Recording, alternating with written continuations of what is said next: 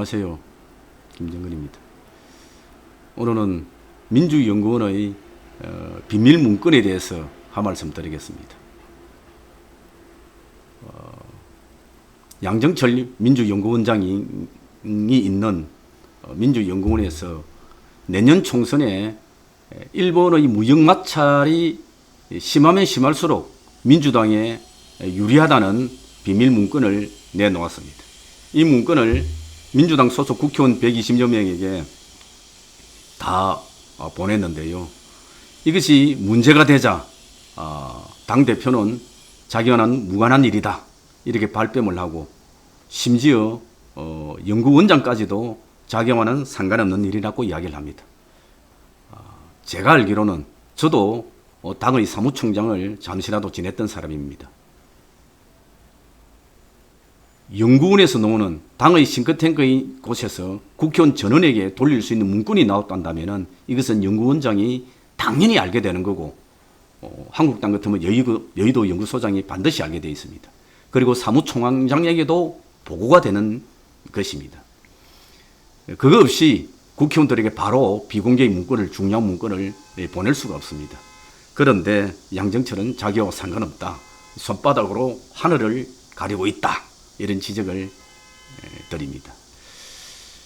집권 여당으로서, 책임 있는 정당으로서 참으로 무책임하고 모든 것을 선거 승리로만 기결되어서 국가의 미래가 어찌되든, 또는 대한민국의 경제가 나락에 떨어지든 말든, 또 대한민국의 기업을 하는 기업인들이 어렵을 겪든 말든 총선 승리에만 몰두해 있던 이 문건에 대해서 많은 국민들이 분노를 하고 있습니다.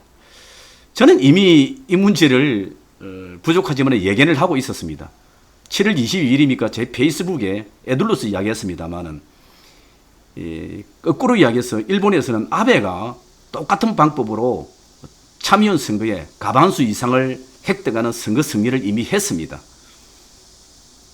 일본에도 양심적인 사람이 있고 올곧은 지식인들이 있지 않습니까? 그 사람들이 아베의 그 치졸한 발상에 대해서 지적을 했죠. 그러나 그것은 소수에 불과하고 다수의 국민들은 한국을 때리고 한국을 보복무용하는 것을 지지하면서 아베의 손을 들어주었습니다. 저는 이 모습을 보고 우리 한국에서도 집권 여당이 대일 무역 마찰을 활용해서 감정을 객하면 할수록 민주당이 총선에 유리해질 거라고 생각을 하고 그 방법을 이용할 수도 있다, 애들로서 지적한 바가 있습니다. 그런데 거기에 많은 민주당 지지자들이 댓글에 다르게 이의를 제기하고 지적을 하고 저한테 시비를 걸기도 했습니다만은, 결국 이번 문건을 통해서 제가 예상했던 예언이 맞아떨어졌다라고 생각이 되어집니다.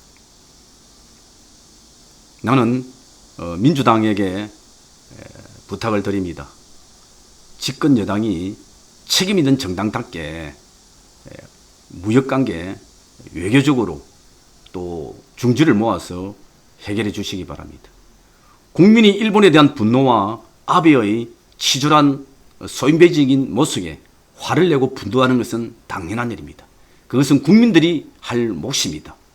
정치권은 또 화난 국민과 다르게 또 해결할 방법을 국가의 미래를 위해서 찾아야 됩니다.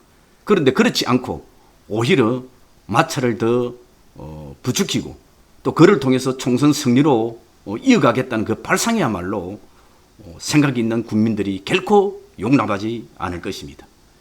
저도 제 주변에 있는 많은 사람들이 일본산 불매운동을 전개하고 또 해나가는 것에 대해서 또 많은 글을 올리고 또 거기에 동참하지 않으면은 친일파로 분류하면서 가는 것을 보고 있습니다. 그러면서도 저는 별 말을 하지 않습니다. 왜냐하면은 국민들의 생각으로서 분노하는 것은 당연한 것이고, 또 일본의 그 치졸한 모습에 대해서 화가 나는 것이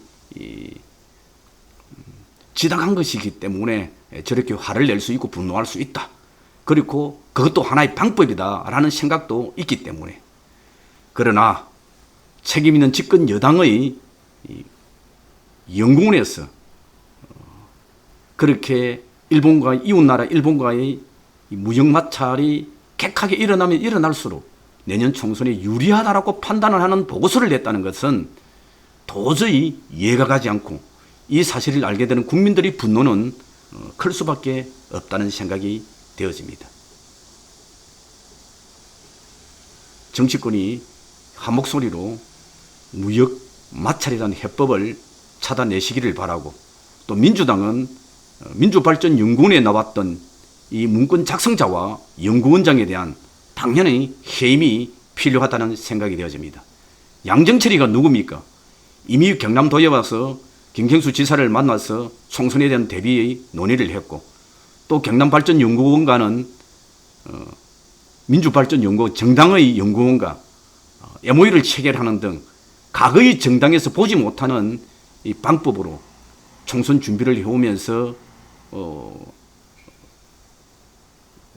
행정기관의 연구원까지도 활용을 하는 듯한 모습을 보면서 정치적 논란이 되지 않았습니까?